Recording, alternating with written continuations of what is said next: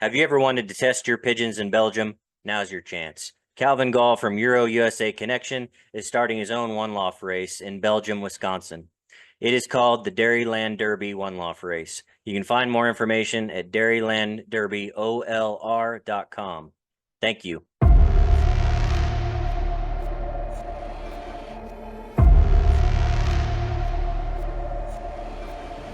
All right, Calvin Gall, back again, episode 2. We had you on previously. We went over your Euro USA Connection and Midwest Convention. We got to know you a little bit. So if people haven't seen that, they can go back and see that first episode. How are you today?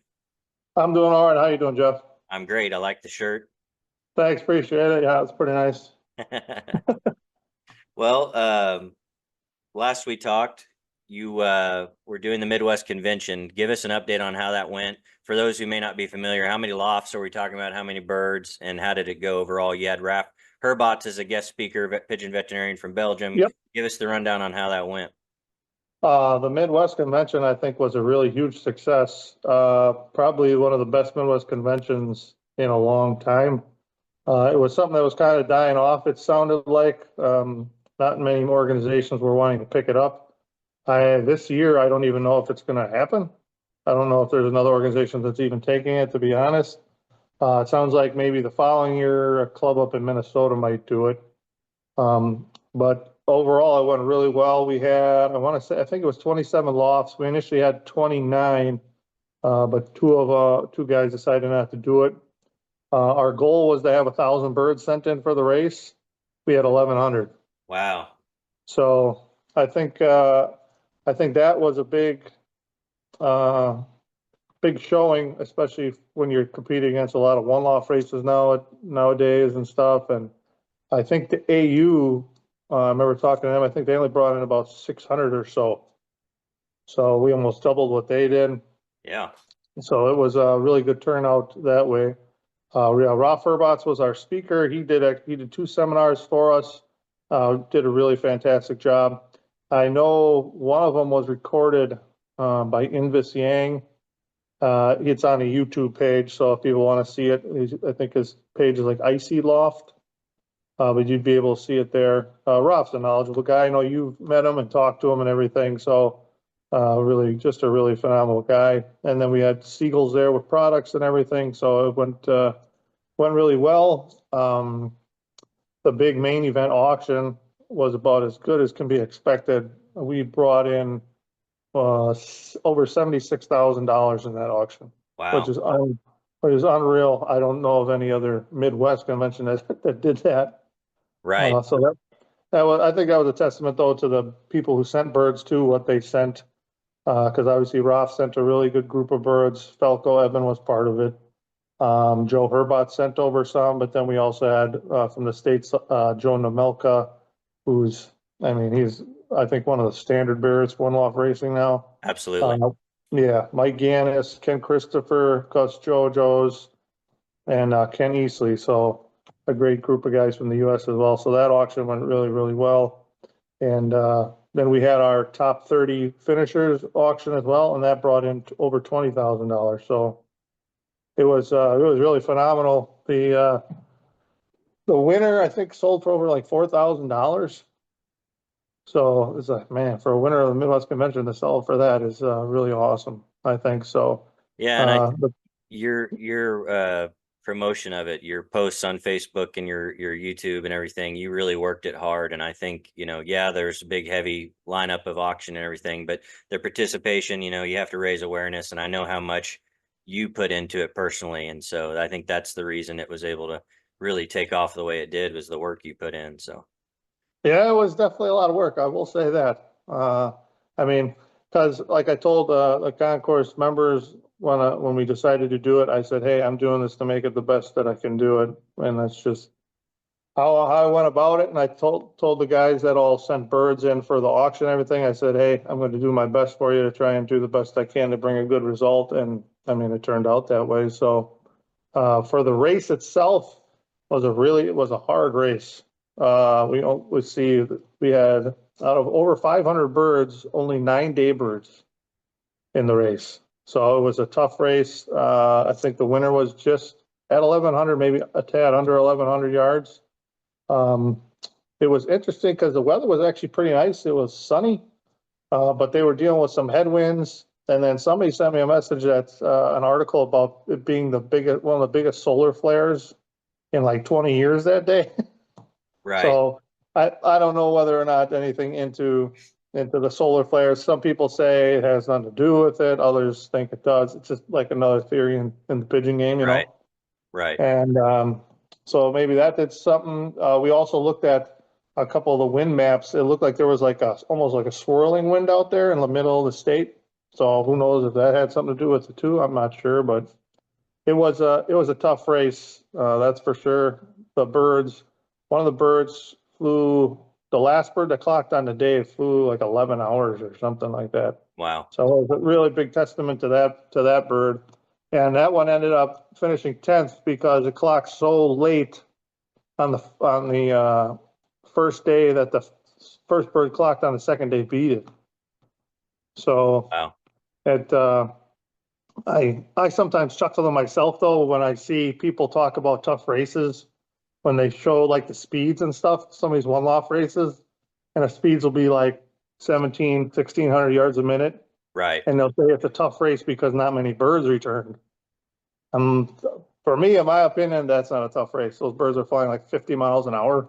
Right. That's not tough. That tells me either a majority of the birds weren't in condition or there was something just not right with the whole team as a group for some to fly that fast and then others just gone or what have you. But that's not necessarily a tough race. Tough races like this, And you know. so 1100 birds, what was the distance and direction? And for those who don't know, you are in Wisconsin. And Yep. so how many, what was the distance? What was the direction they were flying from? And was there a headwind involved? Yep, there's a headwind. It's we fly straight west from here. For me, it's 315 miles. The person who won was a little they're a little over 300 miles. So our in our concourse range from like 280. There was one guy that was like 350 miles, but he's way farther than anybody. Right. So it's kind of the spread. The majority of people are between like 290 and 320. I would say would be the majority of them. And then it didn't help though. The next day were headwinds again, and they were gusting like really strong, Right. like 30-mile-an-hour gusts. I did a video so people could see it the next morning when I went outside early, and the trees are blowing. You could just hear it blowing, and it was like, man, any more birds that show up like that, it's those are tough birds. I had one bird come finished in the money still too, even and had ripped open its chest, plus to hit something, and it still finished in the money. So that was a tough bird. Oh That's yeah. for sure. Yeah. The headwinds, excuse me, the headwinds make them fly low and sometimes they can clip something Oh yeah. fine. But So yeah, the fact that that bird made it, it was something. That's for yeah. sure. Who ended up winning first? Do you remember? Yep. Titletown Lofts is the name of it's two guys. It's John Lindeman and Doug Johnston. They're partners and they call themselves Titletown Loft. They were first. Then Tony Vogel, and the bird was bred by Bob Lehman. I guess it's a partnership. It's like Bob, his brother Keith, and then one other guy. I want to say his name's Tim or Tom Wogeman. So it's like a three-guy team.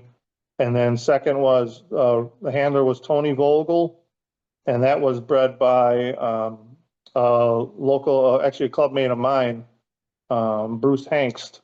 He was the breeder of that bird. And then I finished third with Eric Alvarez's pigeon. I finished fourth with a bird from Jim Canine. Fifth was Danny Shingen, I want to say was fifth.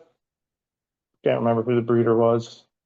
Jerwin Reyes was sixth with a bird bred by ZNR Mandingma. I was seventh with a bird bred by Barney Johnston. Eighth, I think, was Dan Shingen again. I was ninth with a bird bred by Donnie Lee. That was the first bird on the second day. That bird must have been really close, really Right. close. Because it was before 7 a.m. I clocked that bird. And it was just light out, and I went outside and made sure everything was set up. I came back in, sat down at the table I'm sitting at here now, looked out, and I saw the bird coming right out of the west real high. And so that bird ended up ninth, and then 10th, which was the last day bird, was flown by Eddie Staler. And that bird came from a guy in Illinois, I want to say. I'm just forgetting his name. Well, and that bird from Eric Alvarez was a super looking pigeon on what I saw in the videos and pictures, and super pedigree as well. And so, yep, that had the Tom Van Gaver. Both parents were from Tom Van Gaver, the fin line and that. Yeah, that's incredible. Yeah, she was a man. She was a nice hen. It was one of those two where it would have been one of them that I would have definitely picked as to be there. I had her on eggs, and the training toss that whole week. She was the first bird in the on my clock every training toss. So she wanted to get into that loft. Yeah, exactly. Well, that's a way of motivating them for sure, is eggs, getting home, get them home quickly and oh yeah, get them into trap. They don't mess around when they know their eggs are in there. So what lessons were learned handling this Midwest Convention loft? How many birds did you have total? Around 100? Did I have? Yeah. Yeah, I had over 100, I would say. It was because I had some that got replaced for birds that were lost and that, so it's hard to remember to get like a total number of what I had, but I had probably right around 100 or so settling time, and that, and I didn't have too many issues with hawks. Of course, the one time a hawk did show up was the first time I had let out another group for their first time. What a disaster that became. Yeah. But that's part of it, I guess. Yeah. And I had birds that were reported 100 miles from me that had never been out. That was their first time out, and they just flew and flew probably till they couldn't fly anymore. Right. So I ended up driving the one over 100 miles to go pick up a bird from just, a citizen that doesn't, not a handler or anything. Right. Somebody that found the bird. Yeah, for sure. Go ahead. But I think that was the biggest team I've ever handled before. And then once I kind of got a routine together and figured out, it became pretty easy. So that was, I was pretty happy with how that went as training went on, and trapping. The team trapped really well all the time. I had 2 droppers just in case. I never even used them. Right. So I knew that they were going well. And when we're talking with Ralph too, he said one way to know that your birds are in good condition is when you're listening, when they're eating, is if you hear them, if you just hear that real fast, their metabolism's up and they're just eating. But if you hear them kind of slow, then something's a little off. That's a great point. Yeah, so that's kind of things where, certain guys and handlers and fanciers, where it's just like, those are little things you pick up on. But I could tell those birds when they were right, because I could feed them whatever they wanted, and by the evening they were empty. So their systems were just clicking really, really good. And you don't learn that without spending time with the birds and seeing them eat, right? I always tell people, don't walk away after you feed, don't put the food down and then walk away and not watch. Watching and paying attention to how they're eating, like you said, their pace and everything, that's extremely important.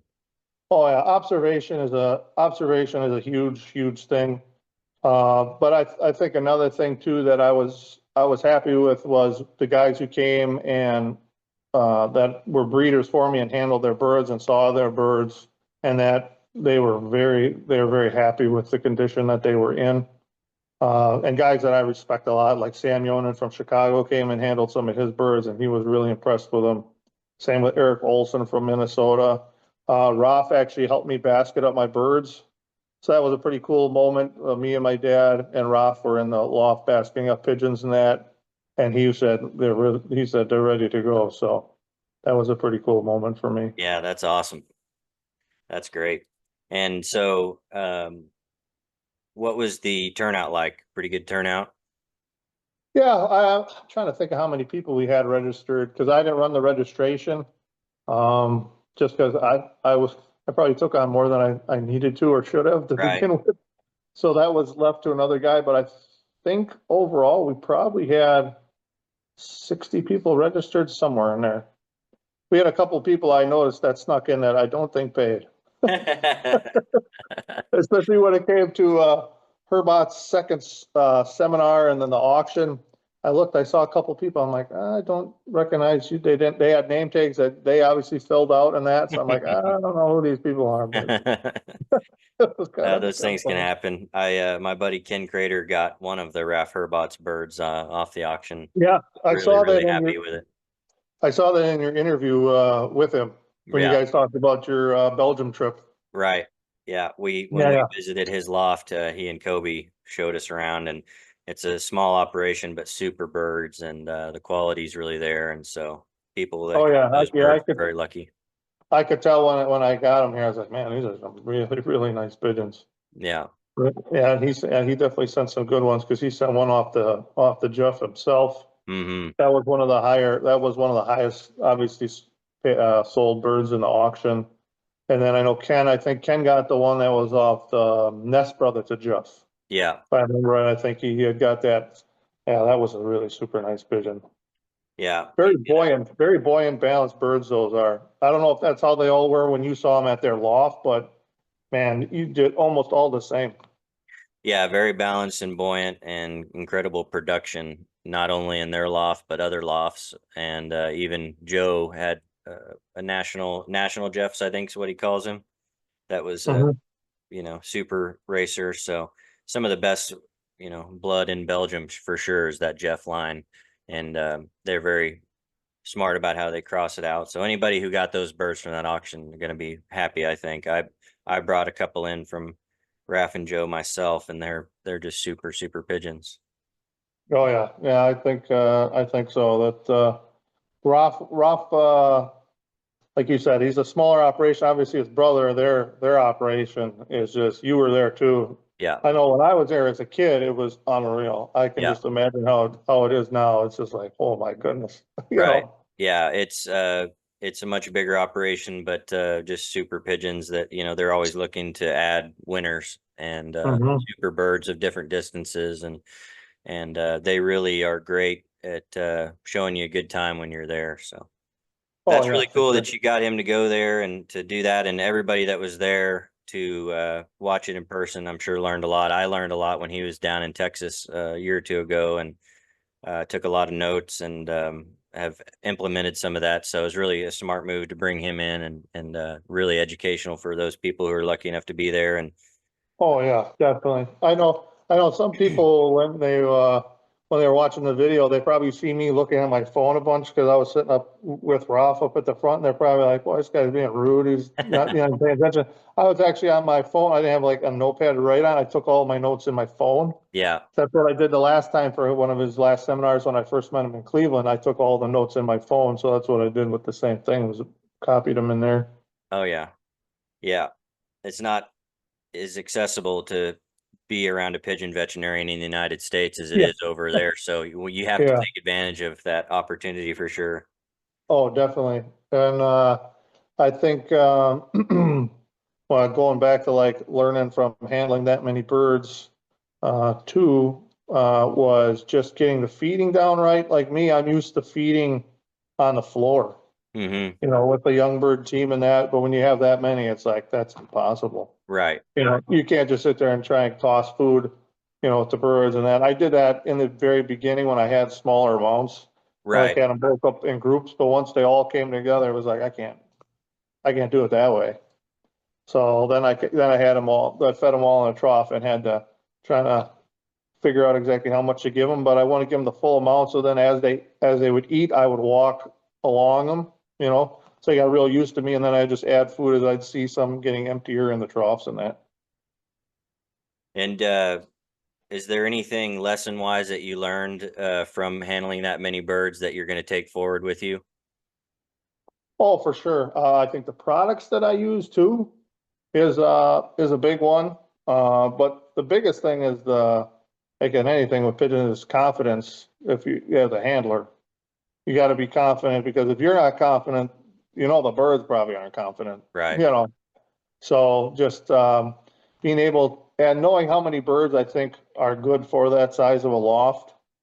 I talked to one guy who said he had that size loft. Like I talked to different one loft race handlers and that, and he said he had a loft my size that was like a 40-foot loft, and he said that he would put like 400 birds in there. I Oh, said wow. four. I said 400 birds.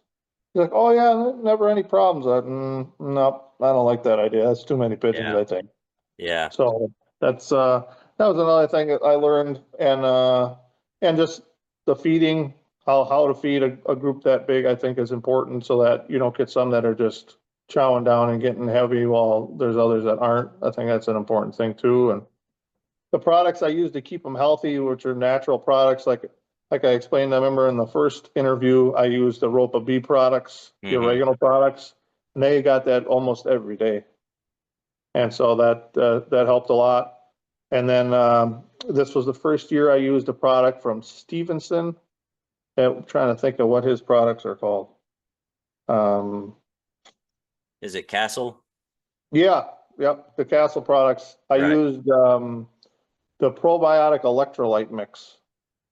I don't remember what the name of that one is. But it's the first year I had ever used it, and I was happy with it. So they would get like the Ropa Bee stuff like 5 days a week, 4 or 5 days depending, and then they'd get the probiotic electrolyte mix 2 to 3 days. So I think that was another important thing is always finding what works Yeah. supplement wise. I don't like medicating the birds heavily. I don't like to do that. I think it makes a weaker pigeon overall. So I mean, obviously I treated them for like canker and stuff because you have to do that. Right. And but just like blindly throwing antibiotics at them, I don't think is good. Right. Right. So Well, the and that reason, go ahead. and then always I think another important thing is vaccination. Oh, yeah. Yeah. For sure, is getting them vaccinated right away. And then I communicated with all the breeders to see like, hey, did you vaccinate before you sent them? Because it's like, well, if you did that, I don't want to vaccinate them as soon as I get them here. Right. That'd be a lot for them. So I think that was another thing that Roth pointed out during one of his seminars was to find out when a handler is going to vaccinate or let them know, because if some people, they'll vaccinate them almost a couple days before they ship them. And then all of a sudden, if you vaccinate them when you get them, they've been shot twice in like a week, Yeah. which is horrible, for Right. the pigeon. So, Well, and I think you're an outlier as far as checking with people on what they've done. I think it's going to have to be on the fancier themselves to let the one lofts know, hey, I just vaccinated. That way they're aware. Not everybody's going to be able to reach out to everybody. So I think as a fancier goes, you got to let the handlers know if you're going to be oh, doing it right before, because not yeah, everybody's going to check in like you're doing. yeah, no, I mean, I appreciated the guys who told me because some of them wrote them on the entry form if they did or not. But the majority of them I had to ask, like, hey, when did you vaccinate them? What did you vaccinate them with? When did you vaccinate them? Just so I knew, just for the benefit of the bird. Yeah, and I think Raf, and he may have updated since then, but I think he recommended 3 weeks if it's going to Hmm. be a booster. So if you want to Yeah, give him 3 weeks, and I know other guys who don't vaccinate and let the one loft vaccinate them so that they're, getting their first dose when they get there. So it's really on preference. But yeah, yeah, it's communicating to the handler what you're going to do is important in that process. Well, I asked you about the important lessons you learned from handling that loft in the Midwest Convention because you are starting out a new venture. You're you've caught the bug of handling one loft race. It sounds like. Tell yeah. us tell us about. Let me make sure I have this right. I'm going to pull up your link. Dairyland Derby, LOR, oneloftrace.com. Dairyland Derby, LOR.com. OLR, OLR. OLR, OLR, Yep, yep, oneloftrace.com. yep, yep. That's right. So, yeah, I'm always up for a challenge in the sport, and I had a lot of people after the Midwest ask me to run something like this. So I know even after the Midwest was run, they wanted me to run like another Midwest kind of race, and I'm like, man, I'm kind of tired. That was a lot of work and a lot of birds. But a lot of guys there, it's like, well, you should try a one loft race. You should try one, you know, I think you'd be good at it and that. And I think one of the most important things, at least from the people that I've talked to about it too, is that the handler is a trustworthy person. Right. I mean, there's, you know, money involved when it comes to something like this, and people want to make sure that the handler is doing his best for the bird. So that was a big thing for me, was that people were supporting me. Even a few people I just even mentioned, like, well, maybe, and they were like, no, you should do it. You should do it. And then obviously I had to talk with my wife about it because it's a big commitment. So if I don't have her support, there's no way I would even try it. Sure. You know, so, and then she was 100% behind it. So then, like with anything I do, I just went at it 100%. And I worked with Tony Yang. He's the one who did the website and the advertisement. Super guy to work with. He helped with the advertising sort of the Midwest and was really happy with it. So I contacted him about doing this. And if anybody else is trying to, I'm going to give props to Tony Yang for what he did, the great work that he did. That's for sure. So then I was like, well, let's start seeing what we can do and what I think. And I came up with the amount of birds that would be in there would be 250. That's the most I'm going to take. So some people will be like, well, that's not a lot of birds in that. But for me, I want to make sure that the people that are sending their birds, when the whole series is over, we know which bird is the best bird of the whole series. Because if I sit there and overcrowd the loft, that's not going to be fair to the other birds. And you're going to risk health issues and everything. So I want the pigeons to have the best chance to be there, to compete at the highest level that they can. So I think limiting it to that is the best way to do it. And I think that the best bird will show itself that way too. Because I've been to some of these races. I won't like say names of the races, but I've been to Sure. some of these one-off races where there's a lot of numbers involved, and I've seen the birds that come back and are the winning birds, and I look at them, it's like, I don't know about the condition of this bird. Like, is this really the best bird? I don't know. Right. And then I've seen videos of people that show the winning bird in that, and I watch little things like that when they sit there and they show the bird, but then they look at the belly of the bird, like anybody, you know, who does, to see the condition it's in. And it is just all scaled over, not pink or nothing. I'm like, man, is that the best bird? I don't know. So, like for me, it's going to be about finding the best pigeon. I mean, you could ask the guys even who came for the Midwest Convention how many hours my bird flew, and I showed them, well, you know, 5 minutes after the bird came home, and they looked at it and they said, "Man, this bird would have flew another 100 miles." You know, Right. so I think that's an important part when you're trying to find the best bird. How the series is going to be laid out. Obviously, there's an activation race, which is 100 miles. Then there'll be a 150, a 200, a 250, and then a 325. So it'd be 4 race series. I'm doing something different that I don't think any other one-off race does, and how they calculate the ace pigeon. So that's, I think, one of the big things. How I'm doing it is I'm doing it like every other ace pigeon competition is calculated, using the coefficient. So it's Right. not an average speed thing. Right. So basically, you know, depending on what position it gets against how many birds, they get that percentage, and then you add up the percentages from the 4 races. Whoever's got the lowest coefficient stays pigeon. Right. I mean, that's how all the clubs, national ace pigeons over in Europe, they're all figured out that way. They're not done by average speed. Right. Right. So I think when you think about it too, some of these one-off races, you'll have birds. Everybody wants to win the final, do good in the final. You know, that's great because there's a lot of money in the final usually. Right. But you'll sit there and look and be like, yeah, that bird that won it didn't really do good in too many other races. You know, it's Right. usually kind of farther behind than that. And it's like, okay, so is this a one-hit wonder bird, or, you know, what's the deal with this pigeon? And I think that's another reason people talk about like the losses, what's going on with birds. And I think that the quality of what we're focusing on in general as pigeon handlers and breeders is focusing too much on just that one race and that's it. that bird did really good in that one race, was on the drop with 20 pigeons or something. And all of a sudden they bring that and that's their main bird that they focus on breeding and everything around it. It's like that bird did good in one race. You Right. know, it's a one-hit wonder for a reason.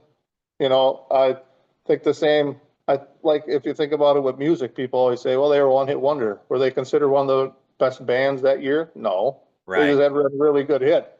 So for me, for this series, I want to find what bird is the best. And I think by doing a coefficient, you get more honest results that way because you can have a pigeon that, like I said, finishes like towards the back half for the first three races, but all of a sudden you get the final, and finals can be spread out quite a bit. And you get the one bird in the first drop that's out of front a little bit, and all of a sudden that bird climbs up the ace pigeon rankings. It's like that bird did good in one race. So coefficient, that bird's got to be consistent for four races. Yeah. And You're looking for you're a gonna get the honest, consistency. you're gonna get the most honest results. Mhm. I think it's going to be a lot more work for me because Win Companion doesn't calculate that stuff. Right. I have to do that for each bird in the series, which obviously is another reason that it's good. It's only 250 birds max that I'm taking, so I'm not going to my eyes bleed kind of thing. So Right. Yeah. And the average speed too, a lot of the average distance is around 200 miles. So you're needing more of a sprint pigeon to Mhm. deal with an average, over, the entirety. But you're looking for that consistent pigeon that no matter the distance is showing up and who's most consistent. Yep, exactly. And yeah, so it's something too where the 150 will count just as much as the final 325. Right. You know, so if the bird can keep doing well, I mean, that's a steady bird, a bird that I think is worth putting back into your breeding program, not a bird that just does good one time. That's my opinion on it.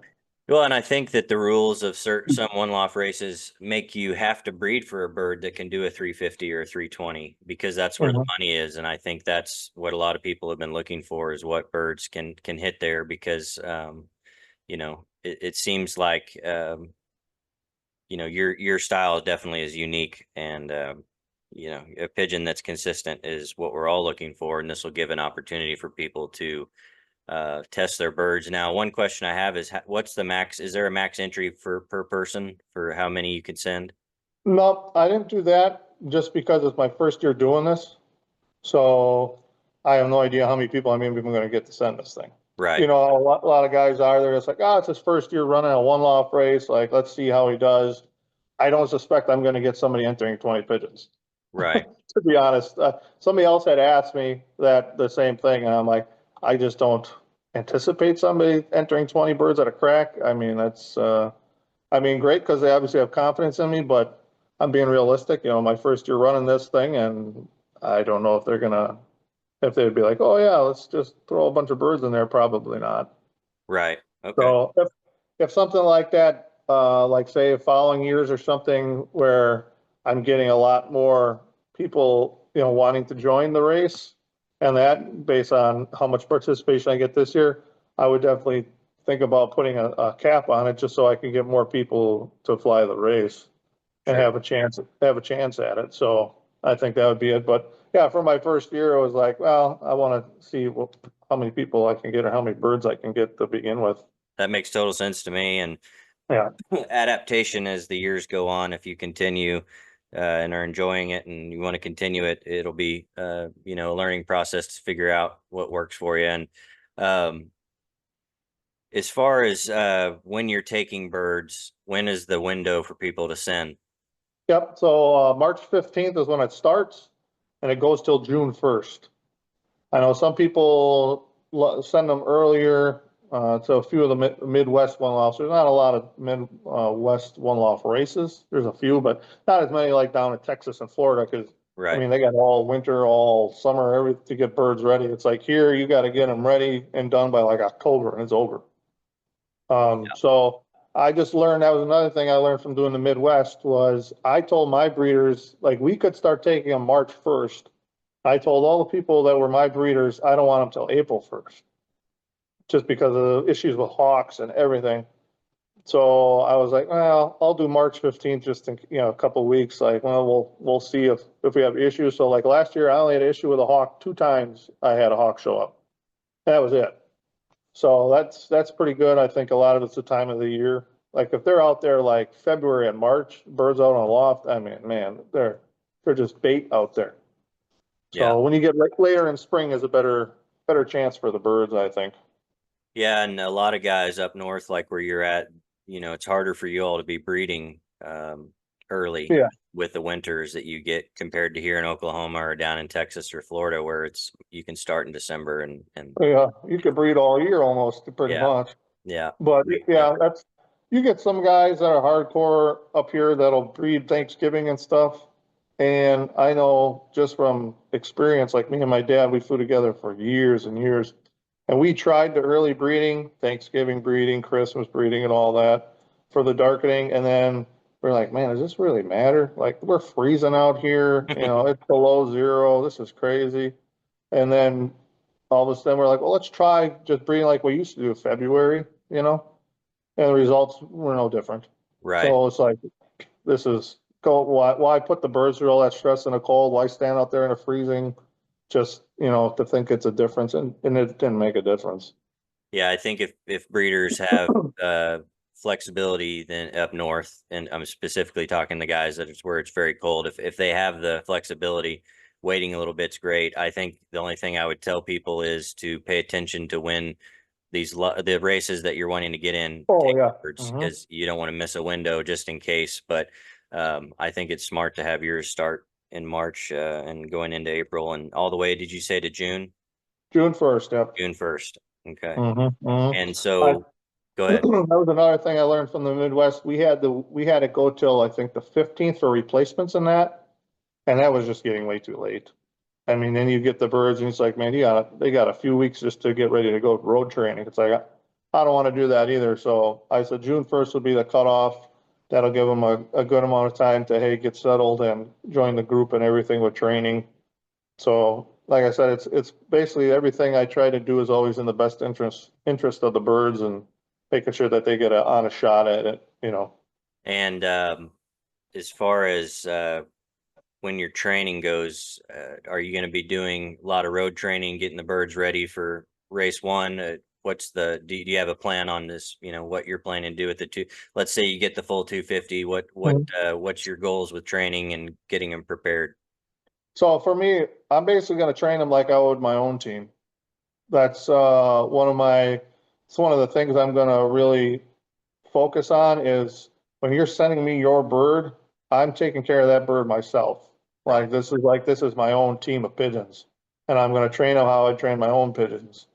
Um, Too many times, I think it becomes real impersonal between the handlers and the pigeons. Like, you cannot tell me that you can really confidently handle 1,000, 2,000, however many pigeons by yourself. You can't. You got to have a team of guys to do it. And some of these guys are successful. You can see by the results and Right. everything.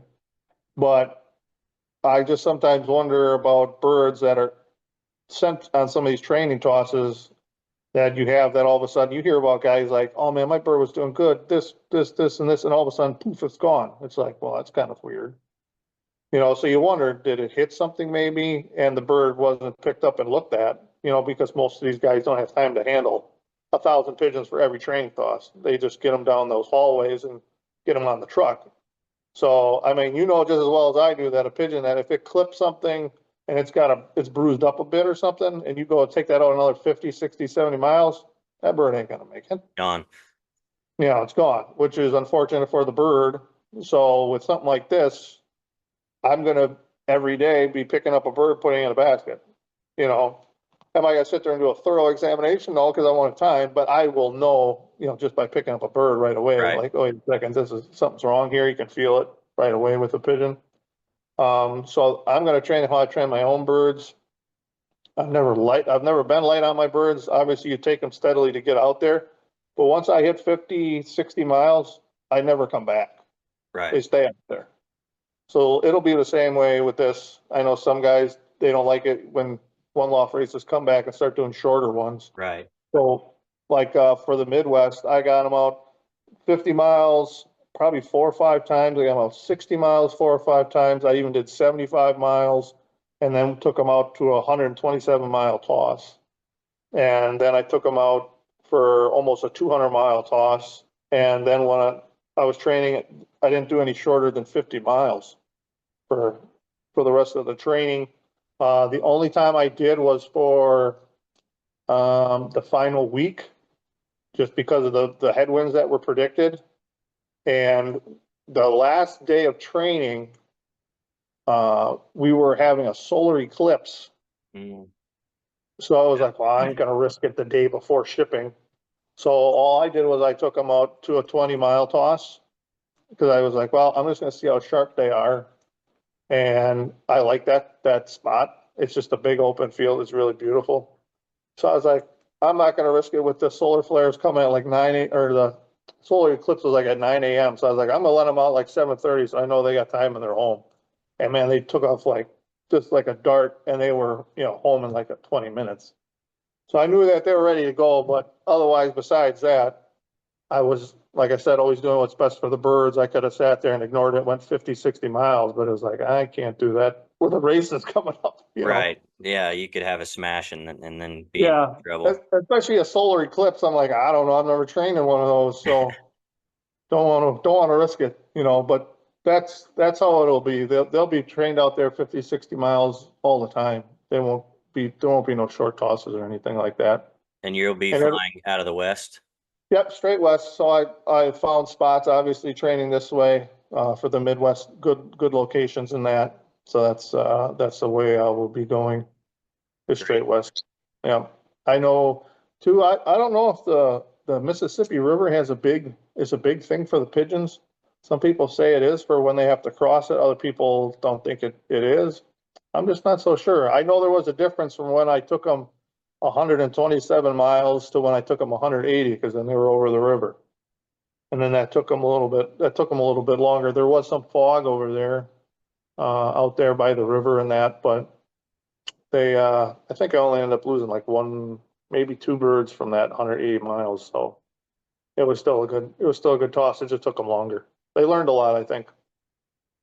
Going west like that, do you know if it's more crosswinds, tailwinds, headwinds the majority of the time? It will not, that time of year rarely is a tailwind, in the fall around here. Hmm.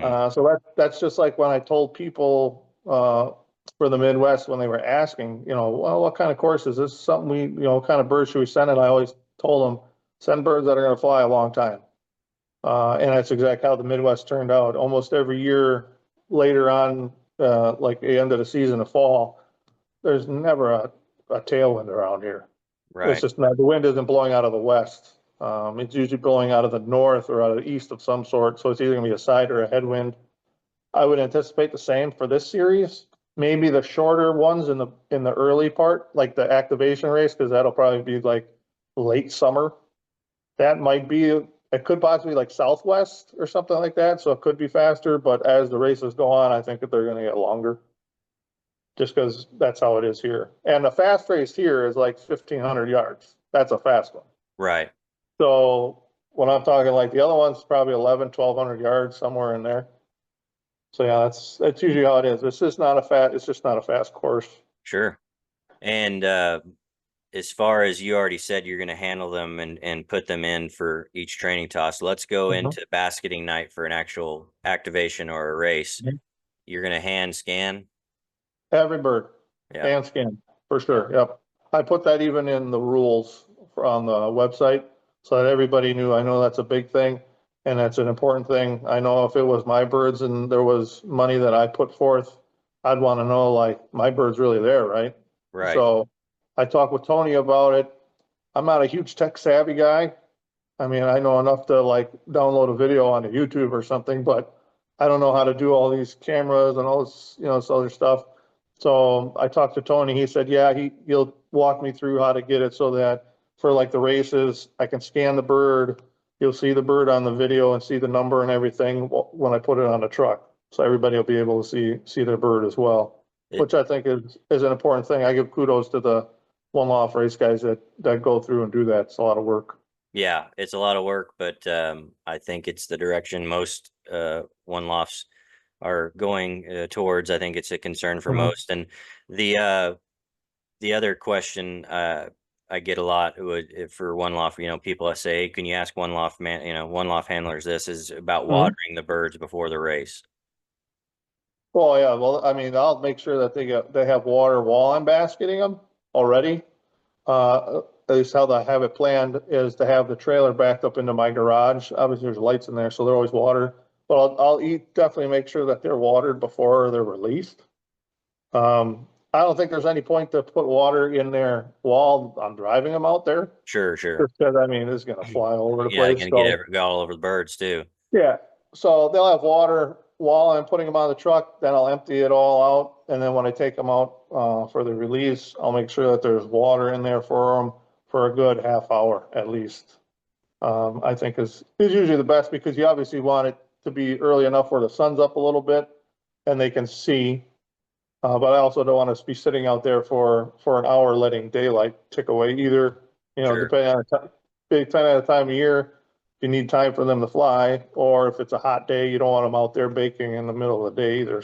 Right. That's a fine line, but they will for sure be watered. That's great. That's a for certain thing that I'll be doing. So.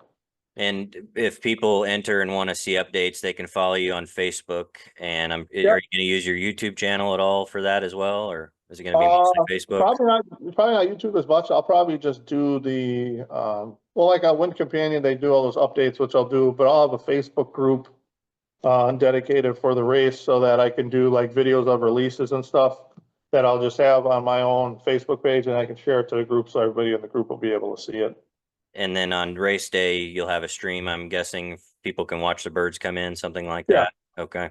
Correct. And then hopefully I'll have a bunch of people come to watch the final race, or even the shorter ones too. So we plan to have people here and food for everybody for the final race. And then I actually been in contact with a few of the guys over in Europe that I work with, and I'm going to have them send over birds, so we have a live auction on the. I haven't decided if it'll be like shipping night or the day of the final. I haven't decided yet, but it will be on the final race weekend. Then we'll have it won't be a huge one, maybe like 12 to 15 birds or something, but all imports over from Europe and that. So I think that'll be a fun thing for people to come and be able to see them in that as well. Will that be on auction as well as live, like in person and live on auction as well? Yep, it'll be online auction like for 2 weeks, and then it'll be the live auction here. So I mean, even if they're not on the race, they're welcome to come and see those birds as well. I just want the people to enjoy it and have fun. Yeah, that's great. Yeah, I think that'll bring people for sure. And it's always fun to be in person to see the birds come home, but you also have really interesting, unique conversations with people that you wouldn't have otherwise, right? Yeah. Oh yeah. That's one of the best things about the sport is the conversations you have with people. That's for sure. Is there anything else that we need to cover on your new one loft race that I haven't brought up? It's going to be first come, first serve, first 250 birds. And then, go ahead. So I put on a first come, first serve. Basically, whoever sends in their birds, unless people prepay. So they can reserve their spots via Wind Companion, and if they want to for sure be in it, they can send their perch fee in ahead of time to be like, okay, and then I can mark down that they get that many perches, because obviously with 250, I mean, like I said, I don't know. I've had everybody I've talked to said that they're going to participate, but I know pigeon guys, when they say something, that it's not always like, oh yeah, for sure. Sometimes it'll be like, oh, I overcommitted, or I don't have anything ready. So, but I gave people the option that, hey, if they want to for sure have them in there, just prepay your perch fees so that they're there, and how much is it perch and how much is it entry? I don't know if we covered that yet. 125 perch fee or 5 for 500. Then if you send more than 5, it's just $100 perch fee per bird, and the entry fee is $300 per bird after the activation race. An important thing that I put in the rules too is that if your bird is lost between the activation race and the first race of the Ace Pigeon Series, the 150, you'll get your entry fee money back. Because I'm trying to avoid delays as much as possible. I think the biggest headache these one Loft race guys go through is collecting money. It's Right. got to be. How many Absolutely. times they say, hey, we want to get the races going, you need to send your money, you need to send your money. I think some people are probably just worried like they're going to lose their pigeon before the race, so then their money's gone. So this way they can be confident, like, all right, made the activation race. If I send my money and it's lost training or something for some reason before the 150, hey, I'm going to get my money back. It doesn't matter. So that's how I'll do it. Because like I said, I don't plan to go light on the birds once they hit the 100. They're still going to get trained out there until we get to the next race. So guys don't have to worry if for some reason their bird gets lost, they'll get their entry fee money back. Assuming you get the full 250, what does the payout structure look like? Do you have that set up? Yeah, the whole payout's already on the website. I know some people or one lofts, they'll put just, this is the grand total amount Right. that we can get based on this many pigeons. It's like, well, I mean, I could do that too and just say there's 250 birds and this is how many, but I mean, I'm a realist. And I did it just based on 175 birds being activated, just because I don't like telling people a number that I think I'm not going to make. Sure. Right. So I don't want to give people fake numbers and sit there and be like, oh yeah, I'm going to have 225 birds activated and entry fee paid and all that. It's like, is that realistic? I don't know. And I don't want to sit there and be giving people inflated numbers that I don't think are going to be accurate. And I'm pulling up the website as we're talking here. This is a very nice, clean, cool website. I like this a lot. Oh yeah.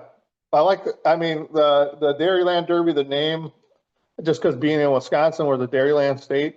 So I think it sounded really cool. Oh yeah. And then when we did the website and that, I showed it to my wife, like the demo, and she was just like, you got to have some cows on there, So that's why you see the cows in the background. So I think Yeah, I love it. that's kind of a neat extra part for the website. It really gives it that extra bit. But yeah, there's the payout on there. And like I said in the beginning, where I said I'm trying to find the best bird of the series, and I think it's like every race is going to count as much as the other. That's why I had the first Ace Pigeon wins as much as a bird that would win first in the final, if there was a bird on its own. So when you're looking at the payout, I think odds are on a final. I mean, can a pigeon be a breakaway pigeon? Sure, but when you watch a final, there's usually a drop of pigeons. Right. So I think for people that enter this race, your goal should be to have the best pigeon over this whole series, because then you're going to get the 10,000, because there's only one bird that can win first Ace pigeon. Right. And that's who's going to win the $10,000 prize. So I know people want to look for all, this 200 some thousand or, 150,000 or whatever for first prize. It's just like, okay, that's fine. If you want to enter that, you can. I've heard a lot of guys that I respect in the pigeon game, like over in Europe too, that say when you're entering those kind of races, you're like in a lottery, pretty much. Yeah. You got to be lucky. You got to have a lot of birds in it, and hopefully that something scores up there. That's just how it is. For this kind of race, this is a personal, me training pigeons to get the best pigeons there is. Just like my motto says on the advertisement, it's a race where your bird's not just a number, it's part of the team. Yep. Which is something I'm going to hold myself to, and I think is important. So, I mean, I think the return on investment and your odds in a race like this are a lot better than in one of the other ones. And that's my opinion. Yeah, and there's a lot of different formats that people can pick what they like, and I think this one's unique, and it'll be fun to see how it develops and how it goes. And it is a very nice website. Your flyer's on here. I'll show it here as well. Sure. On the screen, but it has the shipping address, phone number, all the entry details, the distances of the race, everything people could want to know is on the website. Dairyland Derby, olr.com. Correct. And then for the entry form, I had made sure there's a spot to put on there when you vaccinated your birds, if you vaccinated them. So hopefully when people fill out the form, they put in there whether they did or didn't, so Right. that your bird gets the proper care, so it's not just hit with another vaccination when it just got one. Right. So for the best interest of the bird, I think that's an important part. And I put it on there too, where the first place bird for the 150, 200, 250 all win a prize, and those all get trophies. Top three ace pigeons all get trophies. Top three final birds all have trophies as well. So I don't know. Ever since I was a kid, I always liked winning a trophy when it came to Sure. pigeons. So Yeah. I still do it. You know, Yeah. Yeah. that's the fun part of it. It's just like, well, you get the money, which is great, but eventually the money's gone. But then when you look at it, you see a trophy or something in your house or wherever, that brings back the memory, you know? Yeah. That's what I think. That's what I Absolutely. think anyways. I'm with you Yeah. on that. Trophies are a lot of fun to have, something physical to feel and to look at and to show. Oh, yeah, for Yeah. sure. Mhm. But yeah, All the birds too, sorry to cut you off. good. All the birds will be returned to their owners, after the series is over. I'm not doing like an auction with their birds or anything. So, breeders can have their birds back that finish the series and everything as well. Well, that's great. I'm excited personally. I think my partner Garrett and I will be sending for sure at least a team of 6 to get the 5 for 500. Six, is that right? Yeah, Yep, 5 5 for for 500. 500. So if you sent it 6, it'd be 600. Right. So, So I yep. think that's my kind of race, challenging head and side winds, needing what seems to me to be an all distance pigeon that can be consistent. And that's what we're all looking for. So you can count us in, and really excited for Super. you. And I think it'll be fun to see how it goes. And, maybe you get so into it, you add another loft and you start taking in 500. Yeah, I know. I talked to my wife about that already too. I was like, I know, you never know. I mean, this thing could be really good and get bigger and bigger, but I think you're gotta, smart though to take it, as you're doing oh it. yeah, Yeah. you gotta start somewhere and make sure that, things go well and kind of learn as you go and everything. And like I said, I didn't want to overcrowd the loft and everything else. And so I've got I also have a big settling cage that I'm going to be building. Like I have big aviaries on the front of it already. But I've got like a bigger settling cage I'm gonna make. It's gonna be out of a dog kennel that I had. So I know there's some guys that have been using those batting cage nets and stuff. Yeah. But I talked with a few guys that said that they're good and all, but sometimes the birds get caught in them Oh because yeah. they're nets. Mm-hmm. So I'm just like, well, I just don't want to kind of risk that with some of these birds. So it'll be made out of like wiring, metal. So that way it'll be a little bit better, I think, for the birds too.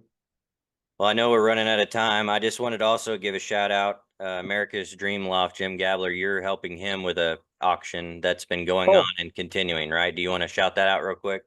oh yeah, sure. No, that's something I was fortunate enough for Jim to ask me to basically run the whole thing.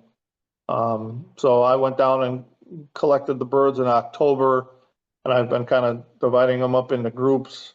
And every week we add 15 to 20 birds, another group, another group, another group. And it's been going really well. The quality is really, really nice of the birds. I mean, Jim spent a lot of money on these pigeons. He invested a lot. And I know that when I handle them, that they're nice pigeons. If they weren't, when I went through them and looked at them, if they weren't, I made sure that they weren't in the sale. Right. So, it was one thing that I told him, I was like, you know, there's a lot of birds.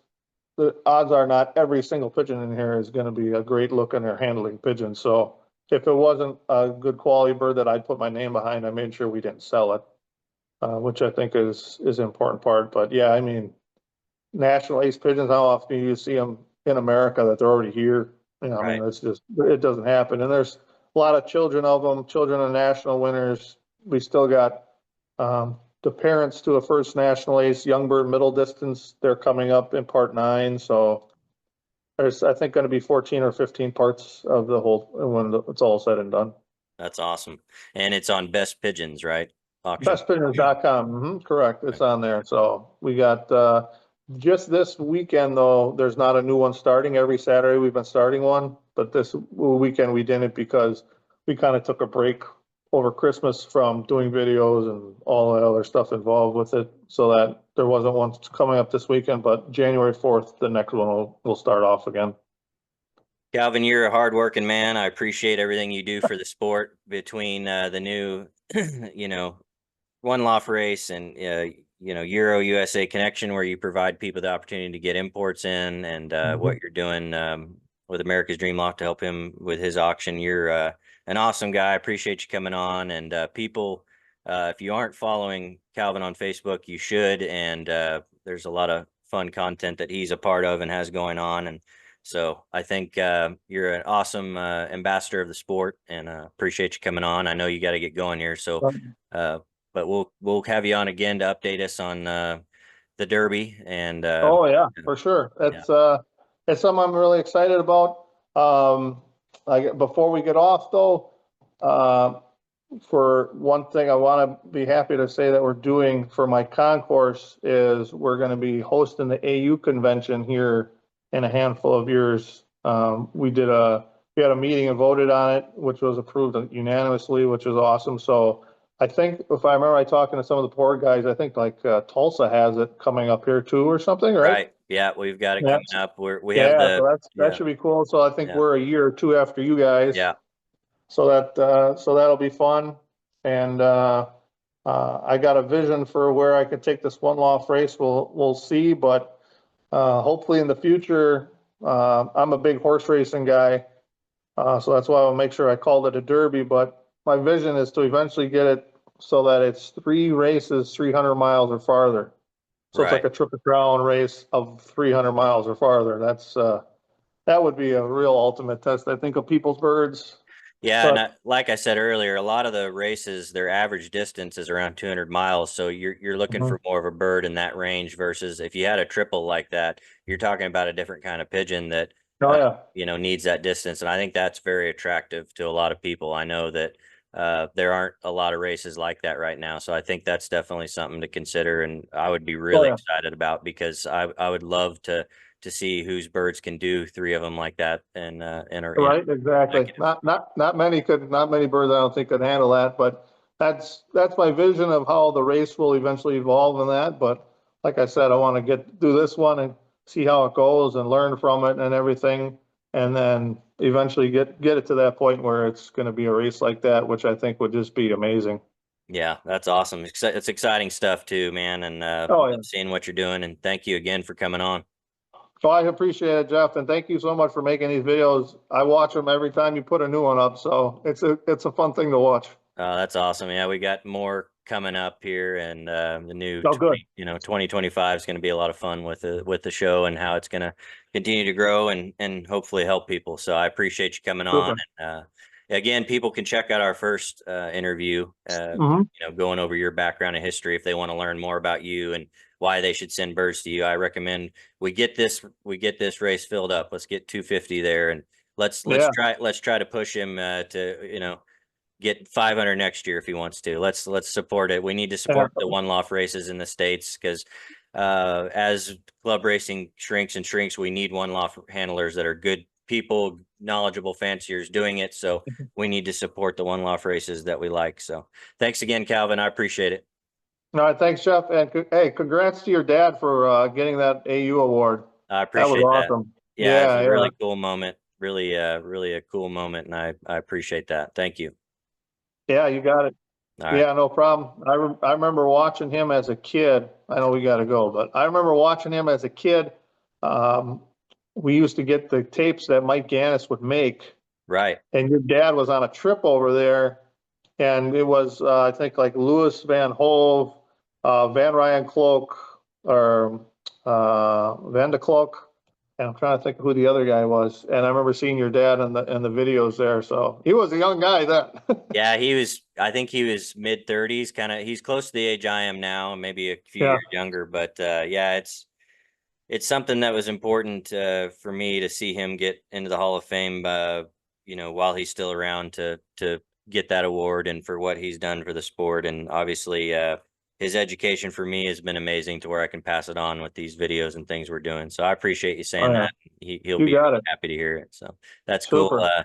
I think at some point he will be on here talking about some of those old stories, and we may even try to get Mike on here at some point. We'll see. Hey, that'd be fun. Yeah. Yeah, so we'll see how it All right. goes. But, all right, Calvin, thanks again. Tell your dad hello, and Will do. we'll be keeping an eye on the website and Facebook to learn more about your race. Thanks again. You got it. Dairyland Derby, OLR.com. There it is, and the other website for your auction, or not auction, but your imports. Oh, yep. The EuroUSAConnection.com. There we go. Hard working man right there. Thank you, Calvin. That's right. You got it, buddy. Take care. Thanks. Thanks. Bye.